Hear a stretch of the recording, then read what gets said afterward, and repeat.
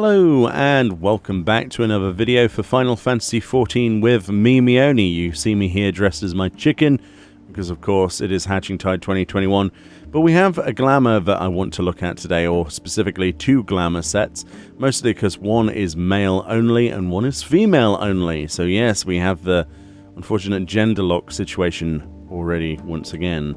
So if we go in here into our crafting menu, you'll see that the new set is called the Frontier set. So the leather worker can create the Frontier jacket, shoes and pumps, which is of course leather worker, and you'll see that the jacket and shoes here are equipable only by male characters. Same with the Frontier hat, which is unfortunate, and same with the Frontier trousers.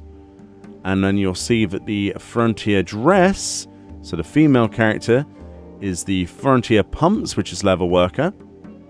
And then it's Frontier ribbon and dress itself, which uses Frontier cloth, which is something you can obtain from a new treasure map drops, as well as saffron cloth as well, in combination with that. And they vary, as you can see, per craft, including on the male versions as well. So we're going to just quickly click through those again. So there's the Frontier jacket, using Colio leather, Frontier cloth and saffron, along with more Colio leather. Basically all this stuff. And then we have just the cloth craft stuff is just the Frontier cloth and saffron cloth in varying amounts. For a full set for the female character then, we're going to need 2, 3, 4, 5 Frontier cloth.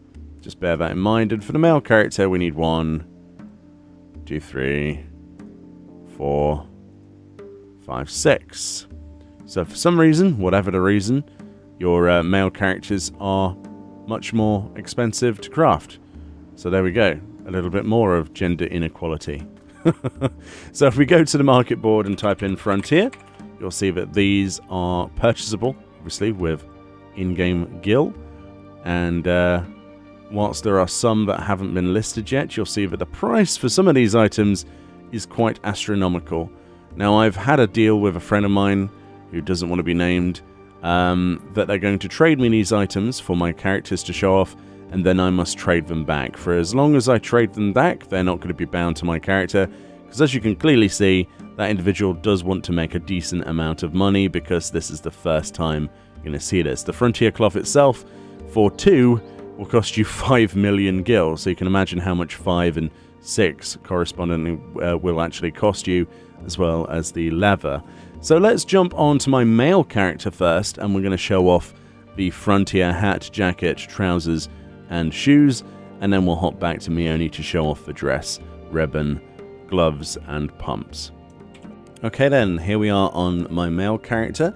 Yes, this is the same one I created a while ago to be a hire for Jack, if you remember correctly, for that glamour video. So here we are then, this is the Frontier set for male characters, including hat, jacket, legs and feet. Also, I must correct myself earlier, it isn't cheaper to craft than the female attire. In actual essence, there is no gloves. That's why it looked like it was more expensive, but it's actually not in the slightest. Yeah, they don't actually have to craft gloves. There is no gloves as part of this set. So what do we think about this then? It's quite a stylish outfit. A lot of people will probably jump at the chance to get this. Let's do a very slow pan, because I know that some people don't necessarily like the pans. We'll just have a look at the right side first.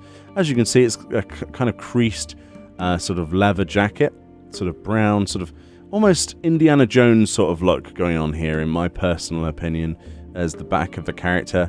As you can see, if we look in, if we zoom in a little bit, there you go, that's the sort of texture quality. It is very nice, isn't it? Very nice indeed. It might not be everyone's cup of tea, but this is equipable all levels, from level 1 and above, and all particular races and all classes. But unfortunately this is locked to male characters only, which is still the biggest elephant in the room, isn't it? You know, it's still the biggest problem. The hat is probably the highlight part for most people. It is a very beautiful design. I think you'll agree with that texture quality. There is like 0 pixelation on these objects. You'll find that a lot of the stuff added in 5.5, including some of the dungeon gear, is a lot better resolution than it was previously in other patches. some of the gear added in those. I especially like the scarf on this one around the neck there, the collar. I think that's a fantastic addition. It's a very well detailed coat with just a top button. It kind of gives you that sort of to adventure sort of look. Obviously these are inspired, especially if you were to go by the dress, sort of like 50s fashion. I think that's correct. Perhaps? I don't know. Maybe you can correct me if I'm wrong. And then we've got some loafers down at the bottom there, which look pretty good, as you can see. Not too bad, not too shabby. Yeah, would I wear this if I was a male character? Specifically the jacket, I think, is the thing that gets my attention the most. Probably the jacket and the hat in general are my go-to. The legs are nice though, that sort of khaki kind of biscuit beige colour. But I can see a lot of people looking for this and trying to be, trying to get this as fast as possible. Of course, this is another reason to go and do your treasure map dungeons, if there wasn't already reason enough. Obviously, you can make quite a bit of gil considerably this week.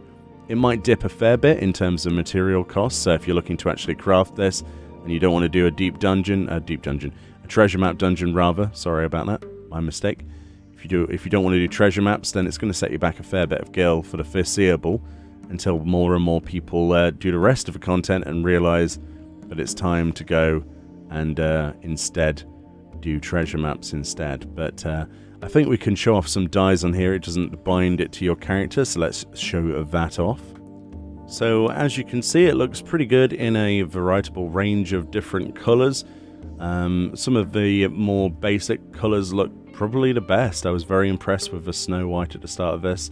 Some of the deeper colors dye quite well. It does dye really well, actually. I'm quite happy with this. So the parts that don't dye are the buttons on the jacket itself, and obviously some of the leather on the loafers there, and the undershirt doesn't, the buckle doesn't, and the scarf doesn't as well. So apart from that, it does dye really well, considerably so. So if you're looking to get this and you wanted to see what it looked like in a different array of colors, hopefully that does scratch that itch. Personally, I think that this is one of the nicer sets, especially the jacket and the hat for a male character, so it doesn't look like they're left out this time around.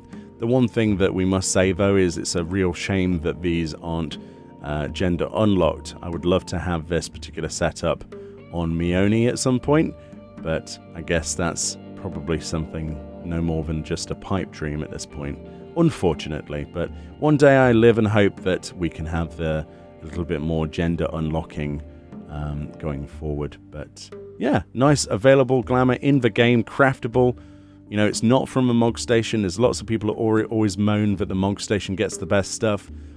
Invariably, sometimes it does, but this time I think this is a really nice glamour outfit that we can obtain in the game, and we should be very happy with that. Right then, you've looked at all of the dyes. I think it's time to go look at the female version of the Frontiers outfit, the Frontier dress. Right then, here's what the female outfit looks like. This is the Frontiers dress. It's got the Frontiers ribbon at the top there, the Frontiers dress gloves, Frontiers pumps, and the Frontier dress itself. This is what it looks like when you get it. And yeah, I'm in complete love with this. I wish I could keep it, but unfortunately my friend does want this back for obvious reasons. You're going to make an absolute killing from this when you sell it. Absolutely. So like I say, this is sort of designed to be sort of like 50s sort of dress wear. I guess that's kind of the theme. Correct me if I'm wrong. But it does look rather exceptional. Let's have a nice zoom in here so we can show you what the sort of texture quality is like. Again, really good. No pixelation, no issues there in regards to any concerns I would have. The ribbon itself is absolutely gorgeous on the top there. The headband is actually part of the hairstyle for the 2B hairstyle. I do apologise. The black leather bit on the top of the head there doesn't actually come with that. That's part of my hairstyle, but the ribbon on its own does. And as we go down here, let's look at those glovies, which look really nice actually. They're kind of like the fairy tale princess ones with those little diamonds sort of hatched in there. And the boots then are the pumps, if I can control my camera properly. There we go. Which are very nice shoes indeed, and very nice heels. So what do you guys think about this? Personally, I think this is a fantastic dress. I can't wait to get one of my own that I can actually keep. It's very nice. I was expecting there to be quite a bit of clipping with my hands idling either side of this, kind of like the fairy tale princesses, but extra care and attention does seem to have been done to make that not a thing. There's slight clipping, as you can see with the glove there, but depending on your pose, obviously it's going to be a bit different. But this is a very nice textured skirt, I think you'll agree, as part of this dress. And yeah, it's really quite something. I really do want to get a hold of this myself. I'm going to go and do some treasure map dungeons and try and farm some of that stuff and hopefully craft it myself. That's the ultimate goal. I don't want to spend multiple millions more gil. I've already spent way too much gil on mounts this patch, as you've seen in the previous videos. Dear. I think in total I've spent over 120 million in the past day and a half, which is absolutely ludicrous, isn't it, if you think about it? So let's actually look at some dye previews with this then as well.